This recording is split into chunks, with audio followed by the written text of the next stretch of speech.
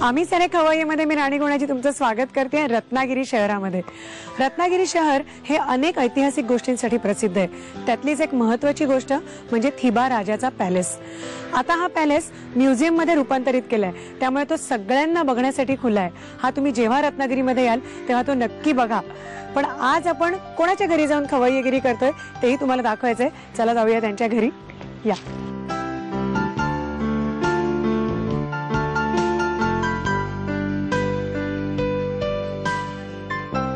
नमस्कार। नमस्कार। आपण आलेलो आहोत त्यांच्या घरी आणि आता त्यांच्याकडे खायचंय।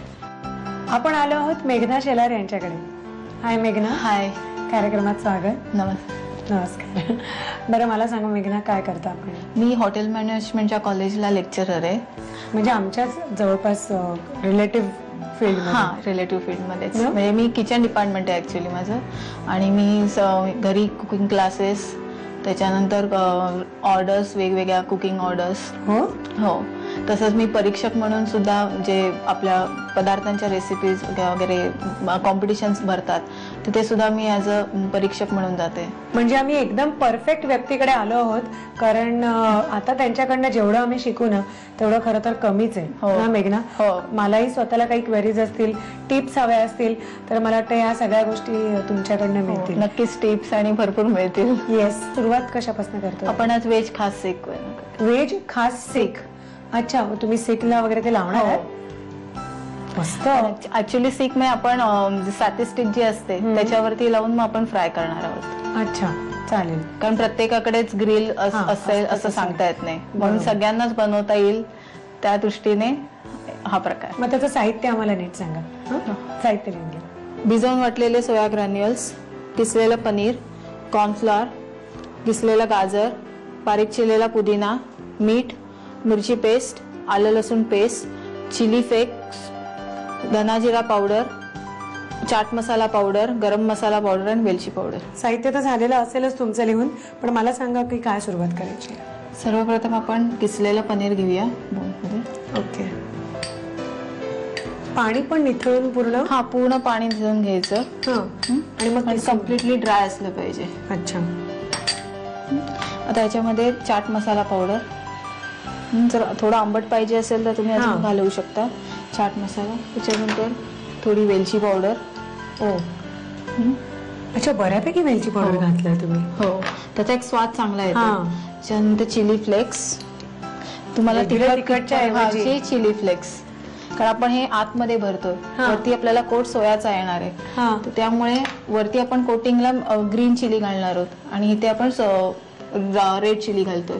त्याच्यानंतर मीठ, फ्लेवर छान येईल दादा। हा, आता चाट मसाल्यात सुरुवातीला मीठ असतं त्यामुळे आपण मीठ थोडं कमी घातलंय। अच्छा। नंतर बारीक चिरलेला पुदिना।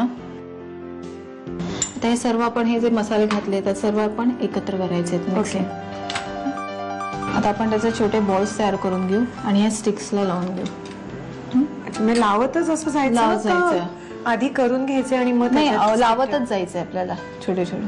अच्छा, मी सिकला लावतो तसंच। ह्या मिळतात आपल्याला ना बाहेर? हो, या बाहेर साते स्टिक्स म्हणून आपल्याला मिळतात, त्या मिळतात। तर मग त्याचा बंचच मिळतो अख्खा, तर त्यातल्या जशा हव्या तशा आपण रियूज पण करू शकतो आपण। म्हणजे काय हरकत नाही, थोडंसं नीट वॉश करून परत सुद्धा तुम्ही त्या वापरू शकता। आता परत एकदा हाताने चांगलं मळून घ्यायचं, नाहीतर मग हे स्टिकला बसणार नाही। आणि हे आपल्याला शॅलो फ्राय करायचं? हा, शॅलो फ्राय करायचे। ह्याच्यात परत अजून काय घालणार नाहीये ना?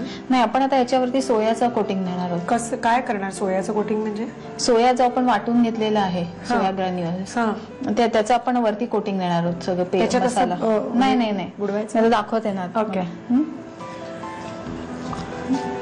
हे डायरेक्ट तळणार मी, कोटिंग करून डायरेक्ट? हा, आता वरती आपण कोटिंग करणार। आता हे सगळं मिश्रण आपण पनीर जसं असंच बाहेर तुम्ही ठेवलं तर ते लूज पडतं आणि मग वरती आपल्याला जर सोयाचं कोटिंग द्यायचं ते होणार नाही, म्हणून आपण हे एक 10 मिनिटं आपण फ्रीज मध्ये ठेवायचं, म्हणजे पनीर परत कडक होईल।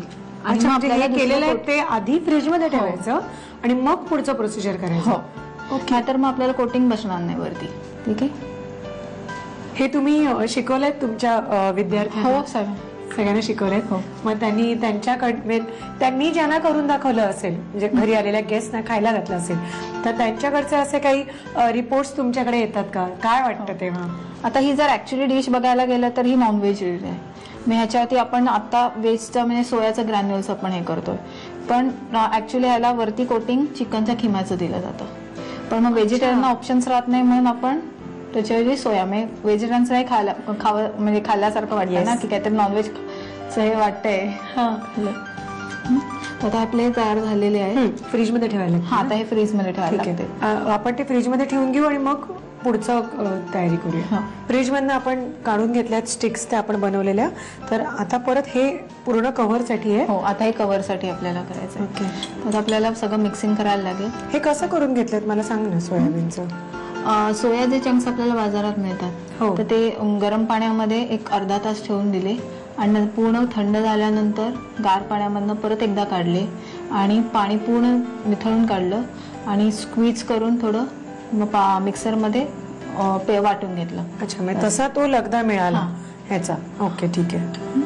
आपण आता हे सगळं त्याचं कोटिंग तयार करूया.